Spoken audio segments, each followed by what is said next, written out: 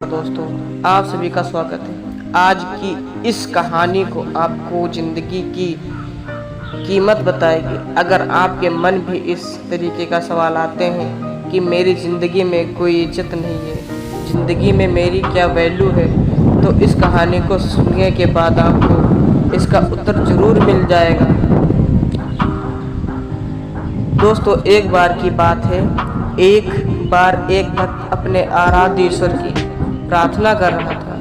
प्रार्थना करते करते वह रोज रहा था और उसने कहा कि मेरी ज़िंदगी में कोई कदर नहीं है, मेरी ज़िंदगी में कोई वैल्यू नहीं है, मेरा बुरा वक्त चल रहा है, कृपया मुझे कोई रास्ता दिखाएं। तो भगवान ने उसकी सुन ली और उसको एक पत्थर दिया, लाल चमकदार, जी हाँ, लाल चमकदार पत्थर। भगवान ने कहा कि जाओ और इस पत्थर की कीमत पता करके आओ, लेकिन तुम इस पत्थर को बेच नहीं सकते। जब तुम इस पत्थर की कीमत पता करके आओगे तब शायद तुम्हें अपनी ज़िंदगी की कीमत पता लग जाएगी। वह गया। सबसे पहले वो एक फल वाले के पास गया। उसने फल वाले को वह लाल चमकदार पत्थर दिखाया और पूछा कि यह पत्थर कितने का है। तो उसने कहा कि इसके बदले में तुम्हें मुझे 1 दर्जन आम लेने सकते हो। लेकिन उसने कहा मैं इस पत्थर को बेच नहीं सकता, मुझे सिर्फ इसकी कीमत पता करनी है। फल वाले ने कहा कि मैं इसके बदले में आपको सिर्फ 1 दर्जन आम ही दे सकता हूँ। आगे चला गया। आगे चलकर वो एक सब्जी मंडी में पहुंचा। सब्जी मंडी में थोक विक्रेता की दुकान पर पहुंच गया तो उसने कहा यह पत्थर कितने का है। उस विक्रेता ने उस पत्थर को ध्यान से देखा और कहा कि इस पत्थर की वजह मैं तुम्हें 1 बोरी आलू दे सकता। तो भक्त ने कहा यानी कि आपकी नज़र में इस पत्थर की कीमत 1 बोरी आलू के बराबर है। सब्जी वाले ने कहा बिल्कुल। भक्त बोला लेकिन मैं इस पत्थर को बेच नहीं सकता क्योंकि मुझे सिर्फ इसकी कीमत पता करनी है। वह आगे चला गया।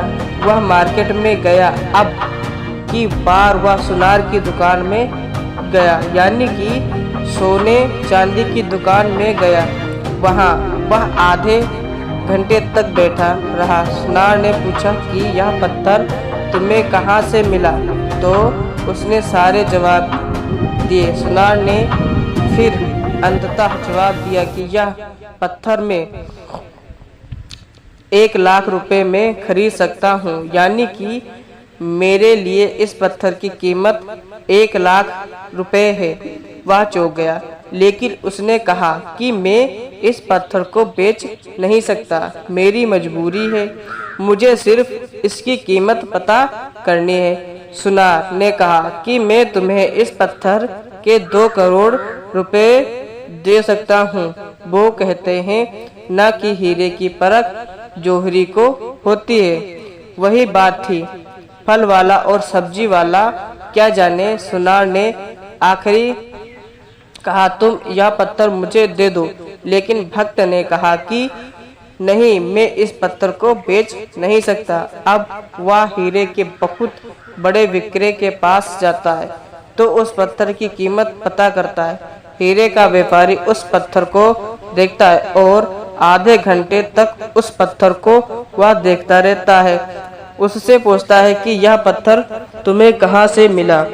भक्त बोला कि पहले आप मुझे बताओ कि इस पत्थर की कीमत क्या है। हीरे का व्यापारी कहता है कि इसकी मैं क्या कीमत बताऊं जो बेस कीमत है। यह एक बहुत मूल्यवान रत्न है जिसकी अभी तक कोई कीमत नहीं है, इसका कोई मूल्य नहीं है। वह उस लाल चमकदार पत्थर को नमन करता है और लाल कपड़े में रखता है और वापस वही बात कहता है कि इसकी कोई कीमत नहीं है, यह बेशकीमती हीरा है। इस दुनिया में जितने भी हीरे हैं उन सब में कीमती रतन है।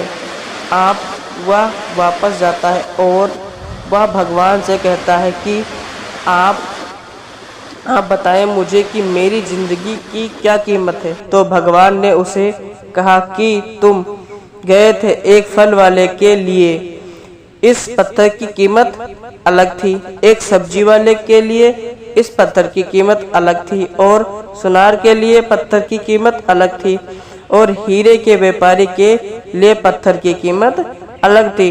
तो यही बात तुम्हारी जिंदगी में भी लागू होती है, यानी कि तरह तरह के लोग के लिए तुम्हारी वैल्यू अलग अलग है। तुम्हें अपने आप को निखारना है और अपने आप को संभालना है, अपने आप को बेहतर करते जाना है। जैसे जैसे तुम हीरे को बेचने के लिए आगे बढ़े, वैसे वैसे तुम्हें खुद को संभालने के लिए आगे बढ़ते रहना है। जिस दिन तुम हीरे के व्यापारी के संपर्क में आ जाओगे, उस दिन तुम्हारे अंदर का टैलेंट पहचानना लिया जाएगा। उसी दिन तुम्हें अपॉर्चुनिटी मिल जाएगी, या तुम्हें वह अवसर मिल जाएगा जिसकी तुम्हें तलाश है। तो तुम्हें हताश होने की जरूरत नहीं। जिंदगी तुम्हारी कीमती उसी लाल पत्थर की कीमत के बराबर है। बस यही है कि आपकी तक तुम सही इंसान के संपर्क में नहीं आए हो। जिस दिन तुम सही इंसान के संपर्क में आ जाओगे, उस दिन तुम्हारी भाग्य चमक जाएगा। लेकिन इसके लिए तुम्हें हर दिन प्रयास करना होगा, हर दिन और आगे बढ़ते रहना होगा।